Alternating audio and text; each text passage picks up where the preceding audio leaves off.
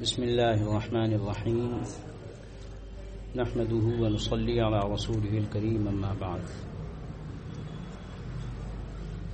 جب رجب کا مہینہ آتا تھا تو حضرت صلی اللہ علیہ وسلم یہ دعا مانگتے تھے: اللہم بارک لنا فی رجب و شعبان وبلغنا رمضان، کہ اے اللہ ہمارے رجب اور شعبان میں برکت دے اور ہم کو رمضان تک پہنچا.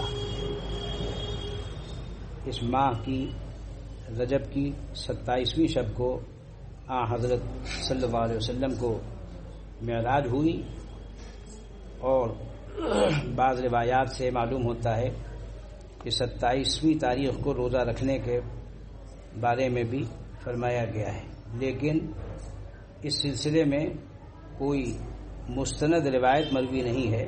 روایات ضرور ہیں مگر ہر روایت ضروری نہیں ہے کہ اس کے لیے یہ حکم ہو کہ یقینی طور پر روزہ رکھا جائے، اور اس کے جو فضائل منقول ہیں وہ اور زیادہ اہمیت پیدا کر دیتے ہیں، اس لیے عوام میں اس کو ہزاری روزہ کہا جاتا ہے. تو چونکہ یہ روزہ شرعاً مشروع اور مسنون نہیں ہے، اس لیے اگر کوئی روزہ رکھنے کا معمول رکھتا ہے، جیسے حضرت صلی اللہ علیہ وسلم کا معمول دوشنبے کو اور پنجشنبے کو، پیر اور جمعرات کو بھی روزہ رکھنے کا تھا، اور تو اس لحاظ سے کوئی رکھتا ہو یا کوئی معمول ہو کسی کا مستقل تو وہ رکھ سکتا ہے، جائز ہے، کوئی ناجائز نہیں ہے. لیکن اس اعتقاد سے رکھنا کہ یہ ہزاری روزہ ہے، یہ ٹھیک نہیں ہے. حضور اقدس صلی اللہ تعالی علیہ وسلم کو معراج جسم اور روح دونوں کے ساتھ ہوئی، یہی اہل سنت والجماعت کا اعتقاد ہے اور یہی صحیح ہے. اللہ تبارک و تعالی ہم سب کو ان اعتقادات پر، ان اعمال پر، ان اخلاق پر، ان عادات پر زندہ رہنے کی توفیق اور ہمت نصیب فرمائیں جس کی تعلیم حضور اقدس صلی اللہ تعالی علیہ وسلم کو حق تعالی شانہ نے دی ہے، اور حضور اقدس صلی اللہ تعالی علیہ وسلم نے صحابہ کرام کو دی، صحابہ کرام نے تابعین کو دی، تابعین نے تبع تابعین کو دی، اور وہ سلسلہ بسلسلہ سنت متوارثہ کے ساتھ ہم تک پہنچا ہے.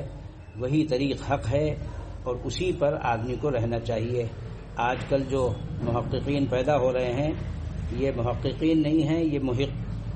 بس اس کے لیے ہمارے ایک استاد الاساتذہ تھے، وہ فرماتے تھے کہ حقہ پینے والے کو بھی محقق کہتے تھے. وہ کہتے تھے جو حقہ پیتا ہو وہ بھی آج کل محقق سمجھا جاتا ہے، چاہے علم ہو نہ ہو. نیٹ اس کا ذریعہ معلومات ہوتا ہے. پہلے نیٹ ہوتے تھے، میں مزاحاً کہہ دیا کرتا ہوں، اب نیٹ آ گیا ہے. اسی سے نام رکھے جا رہے ہیں، اسی سے قرآن پاک کی تفسیریں کی جا رہی ہیں، اسی سے حدیث شریف کی تشریح کی جا رہی ہے، اسی سے مسائل جہالت اور حماقت کے علاوہ کچھ نہیں ہے. حضور اقدس صلی اللہ تعالی علیہ وسلم کی تربیت حق تعالی شانہ نے فرمائی، اور حضور اقدس صلی اللہ علیہ وسلم نے خود تربیت فرمائی صحابہ کرام کی، پھر صحابہ کرام نے تابعین کی، پھر تابعین نے تبع تابعین کی، اور یہی سلسلہ اوپر سے نیچے تک چلا رہا ہے. اگر اللہ تبارک و تعالی اپنے فضل سے دیندار، سمجھدار، شریف، یہ قید بھی لگانی پڑتی ہے آج کل، والدین عطا فرما دیں تو ان سے بڑی کوئی نعمت نہیں. دیندار ہوں، سمجھدار ہوں اور شریف ہوں، وہ والدین اگر کسی کو مل گئے تو ان سے بڑی کوئی نعمت نہیں، بہت بڑی نعمت ہے. ورنہ جو کسر رہ جاتی ہے شرافت کی وجہ سے، یعنی بے ادبی. بے ادبی آدمی میں کب پیدا ہوتی؟ جب وہ شریف نہیں ہوتا ہے. یاد رکھیے ہمیشہ اس کو، شرافت نہ ہوگی تو ادب نہیں ہوگا. جہاں بے ادبی آئی پتہ چلا شرافت غائب ہے، یہ خانہ خالی ہے.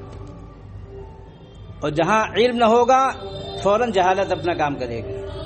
جہاں عقل و سمجھ نہ ہوگی حماقت اپنا کام کرے گی. کیونکہ ایک چیز رہتی دوسری چیز، دو چیزیں جمع نہیں ہوتی، ایک چیز رہتی. یہ تو شرافت ہے یا رذالت ہے، علم ہے یا جہل ہے، عقل ہے یا سفاہت بے وقوفی ہے. تو ایک چیز رہے گی دوسری چیز نہیں رہے گی. اب اگر کسی کے اندر کوئی خانہ خالی ہے تو وہ اس کو سمجھے کہ یہ میرا خانہ خالی ہے، پھر وہ ان کا اتباع کرے جن کو اللہ تبارک و تعالیٰ نے وہ خانہ نصیب فرمایا ہے۔ اس لیے ہم کو اعتماد ہونا چاہیے اپنے دیندار، شریف، سمجھدار اور صاحب علم آبا و اجداد پر۔ الحمدللہ ثم الحمدللہ ثم الحمدللہ۔ اللہ تبارک و تعالیٰ نے یہ دولت بغیر کسی محنت کا نصیب فرما دی تو اس پر شکر کرنا چاہیے، نہ کہ ناقدری کرے اس کی۔ کفران نعمت ہے یہ تو، کہ آدمی کو دیندار، شریف، سمجھدار، عالم آبا و اجداد ملے اور آدمی ان کی ناقدری کرے۔ تو سب سے پہلی چیز قدر ہے، ادب ہے۔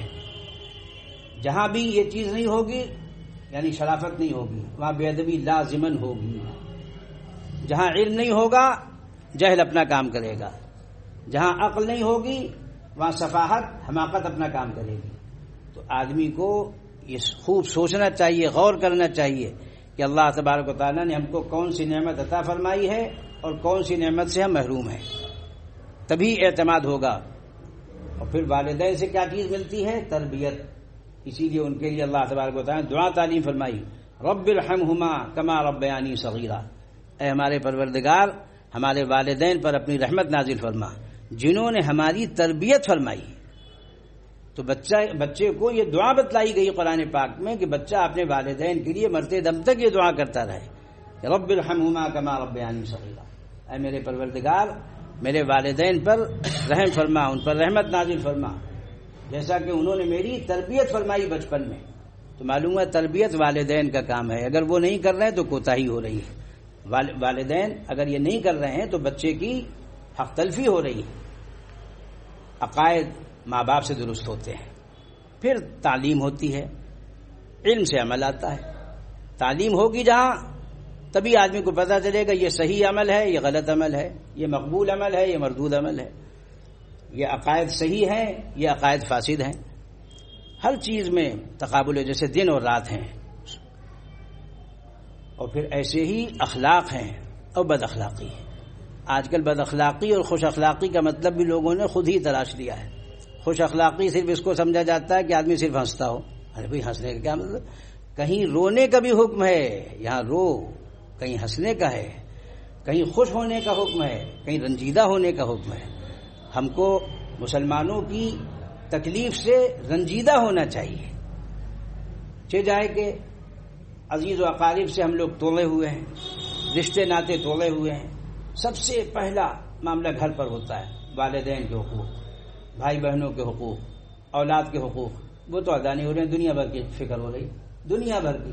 اس کو کیا کہتے ہیں؟ سارے جہاں کا جائزہ اپنے جہاں سے بے خبر۔ ارے سب سے پہلے اپنے والدین کے حقوق ادا کرو جو تمہارے گھر پر بیٹھے ہوئے، پھر تمہارے بھائی بہن ہیں، پھر تمہاری اولاد، بیوی بچے ہیں، اولاد ہیں۔ تو ترتیب کے ساتھ اسی سے پورا معاشرہ بنتا ہے۔ لوگ سمجھتے ہیں معاشرہ وہاں سے بنتا ہے، دیر سے دور سے، ایسے نہیں بنے گا، دیر سے دور، قریب سے بنے گا۔ سب سے پہلے آدمی کو اپنے گھر کو سنبھالنا ہوگا اور پھر آگے عزیز و اقارب ہیں، پڑوسی ہیں، ملنے والے ہیں، جو بھی اللہ تعالیٰ کا فضل ہے، بہت بڑا فضل ہے، کوئی بڑے بول کی بات نہیں، شکر ادا کرنا چاہیے۔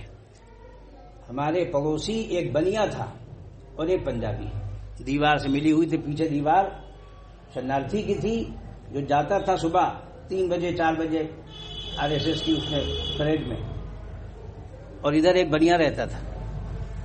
لیکن جب 25 سال تقریباً رہ کر ہم لوگ جانے لگے تو مرد مردوں سے آ کر ملے، عورتیں عورتوں سے آ کر ملی، اور جانتے انہوں نے کیا کہا؟ اللہ تعالیٰ کا فضل۔ کہا ہم وہاں بھی رہے ملتان میں، اور یہاں بھی ہم نے اپنے پڑوسیوں کو دیکھا اوروں کو، لیکن ہم کو آپ جیسے مسلمان نہیں ملے۔ کیا چیز ہے؟ پتہ چلا ہم لوگ صحیح معنی میں اسلام ہی نہیں پیش کر رہے ہیں۔ اب جب ہم لوگ صحیح معنی میں اسلام پیش نہیں کریں گے کہ خالی لٹ چلاؤ، کہ دماغ میں خلل ہے، مینٹل ہاسپٹل میں داخل ہو جاؤ، خالی لٹ چلاؤ، لٹ چلاؤ کیا مطلب ہے؟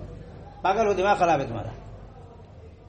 بھائی سب سے پہلے حضرت صلی اللہ علیہ وسلم نے وانذر عشیرتک الاقربین، اپنے قریبی اعزاء کو ڈرایا، دیکھو یہ کرنا ہے، یہ نہیں کرنا ہے۔ تو وہ چیز ایمان ہے، اسلام ہے، احسان ہے، سنت ہے، شریعت ہے، طریقت ہے، یہ اس کے نام ہے۔ اب ایک فرقہ جو ہے وہ سب کو مشرک کافر گردانے رہتا ہے، کیا کیا بتاؤں تفصیل۔ ایک فرقہ ہے ہندوستان میں 200 سال سے، اس کے نزدیک سب مشرک و کافر ہیں، سوائے ان کے، سوائے اس فرقے کے سب مشرک و کافر ہیں۔ دوسرا فرقہ ہے وہ کہتا صرف ہم مسلمان ہیں، بقیہ سب کافر، سلام مصافحہ کر لیا تو بھی کافر ہو گئے، اس کے آئے، یہ مصیبت ہے۔